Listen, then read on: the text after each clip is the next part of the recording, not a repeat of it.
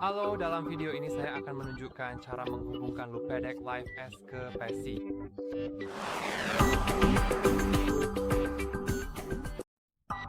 Jadi hal pertama yang harus Anda lakukan tentu saja menghubungkannya dengan kabel USB-C. Itu sudah termasuk, tetapi Anda juga dapat menggunakan yang lain. Itu terlampir di sini, di bagian atas. Sekarang kita dapat melihatnya seperti layar siaga dan kita dapat mulai mengunduh perangkat lunak yang tentu saja akan kita temukan di browser. Jadi mari kita pergi ke Loopback. Ngomong-ngomong, perangkat lunak ini tersedia untuk Windows dan Mac OS.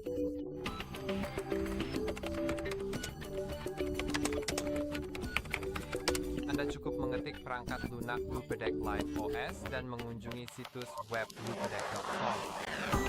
Kemudian Anda akan melihat dua versi yang berbeda untuk Mac OS atau Windows. Versi saat ini yang saya rekam sekarang adalah 6.1.1. Jika versi yang lebih baru tidak benar-benar berfungsi, dan beberapa plugin termasuk plugin Razer, maka Anda mungkin ingin mendapatkan versi 5.9.1. Tapi saya akan mengunduh yang versi terbaru. Mari kita tunggu saja sampai proses unduhannya selesai. Dan sekarang karena saya sudah memilikinya, saya bisa membuka file .exe dan menjalani proses pengaturan awal. Klik berikutnya, lalu setujui perjanjian lisensi yang bisa Anda baca di sini. Klik berikutnya dan klik install.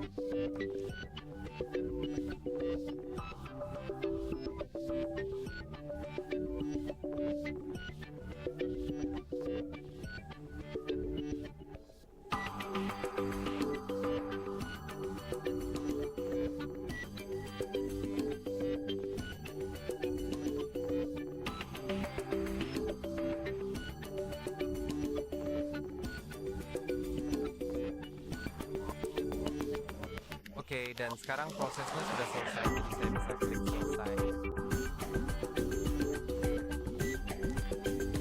Dan aplikasinya sepertinya tidak akan terbuka sendiri, jadi mari kita cari Loopback yang baru saja diinstal dan tunggu sampai terbuka.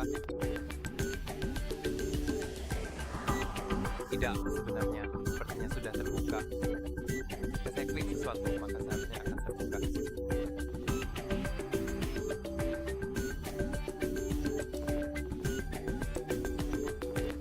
Ya, jadi saya sendiri sebenarnya kurang tahu dan memang agak sulit untuk saya katakan sekarang ini.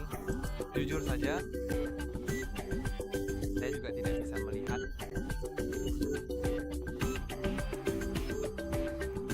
Perangkat lunak Loopback di sini. Jadi mari kita coba buka lagi.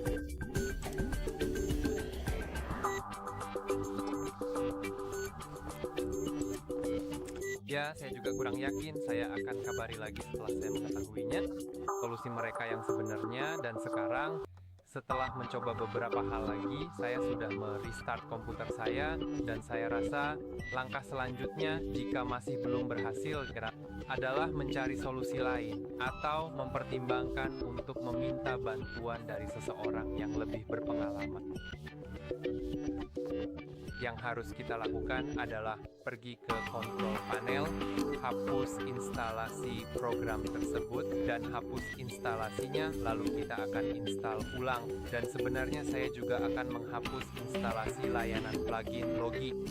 Tapi pertama-tama Loopback dulu, jadi mari kita hapus itu. Cukup klik pada programnya lalu klik install.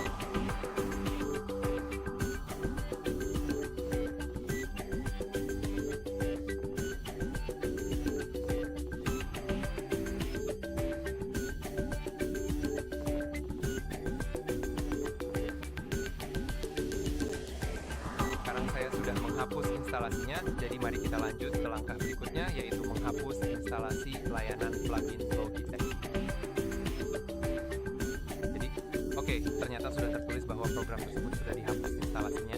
Saya hanya akan memastikan apakah tidak ada program lain yang masih berjalan. Jadi saya rasa sekarang semuanya sudah beres. Jadi yang harus saya lakukan adalah cukup menunjuk ke filenya dari unduhan dan install ulang. Saya harap filenya tidak rusak, karena kalau rusak sayangnya saya harus mengunduhnya lagi. Jadi saya benar-benar berharap semuanya baik-baik saja.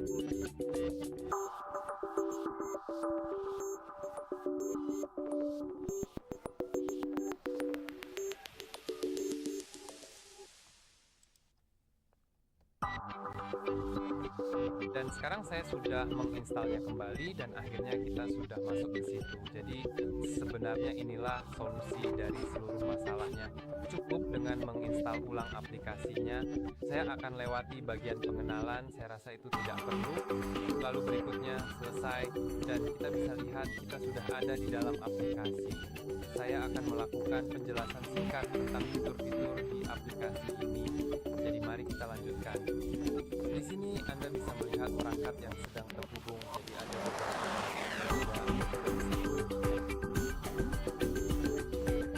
lalu Anda bisa mengganti profil di tab ini, jadi Anda bisa memiliki beberapa profil.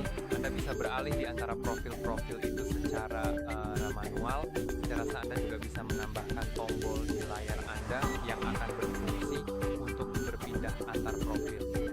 Dan Anda bisa membandingkannya dengan buku, seperti Anda memiliki beberapa buku dan semuanya memiliki halaman. Hal yang sama juga berlaku untuk profil. Pada profil Anda bisa memiliki hingga 4 halaman yang bisa Anda ganti baik dengan tombol maupun dengan menggeser ke kiri atau ke kanan. Lalu ada juga profil yang dapat Anda alihkan. Profil lain akan memiliki halaman yang sepenuhnya berbeda dan halaman tersebut dapat diubah secara manual atau dipicu oleh aplikasi tertentu yang dibuka. Begitu aplikasi itu dibuka, itu akan mengubah seluruh profil. Jadi itu bagus.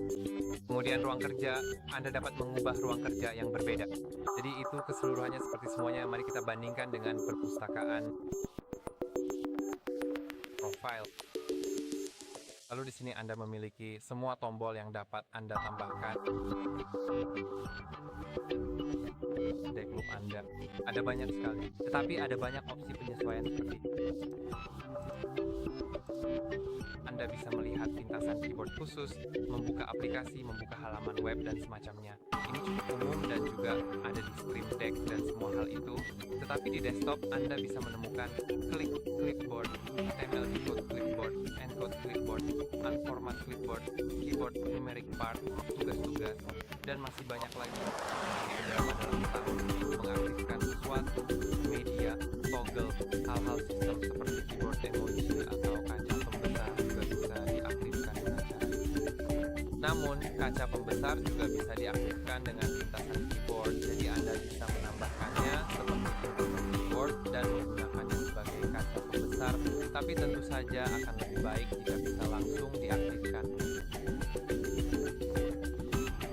Lebih mudah diatur lewat sini sehingga Anda tidak perlu menambahkan pintasan keyboard sendiri.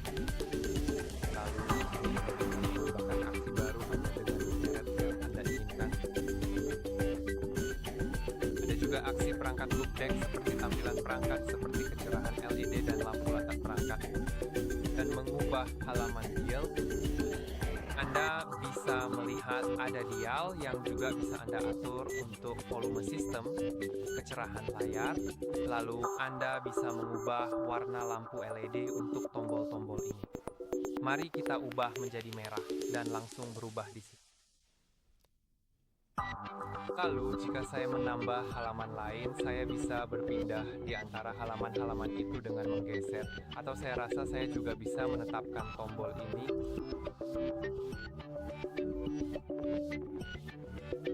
ke sebuah halaman. Jadi jika saya mengatur halaman situ ke, sekarang saya bisa berpindah antar halaman seperti ini. Saya rasa cara yang lebih praktis adalah dengan menggeser. Jadi di sini Anda bisa mengatur hal lain, tapi malah tidak sengaja membuka jam. Itulah kenapa saya kurang suka tampilan sentuh di sini, karena menurut saya tidak pasti, tapi mungkin orang yang lebih tua akan menyukainya.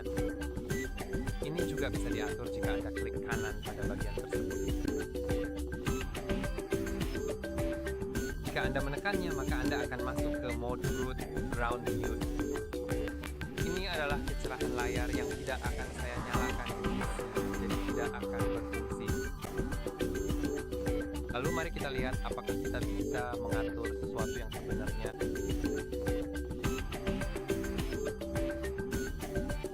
Oke, itu belum pernah saya coba. Pengaturan dengan dial itu, saya belum pernah melakukan semuanya dengan dial di perangkat ini.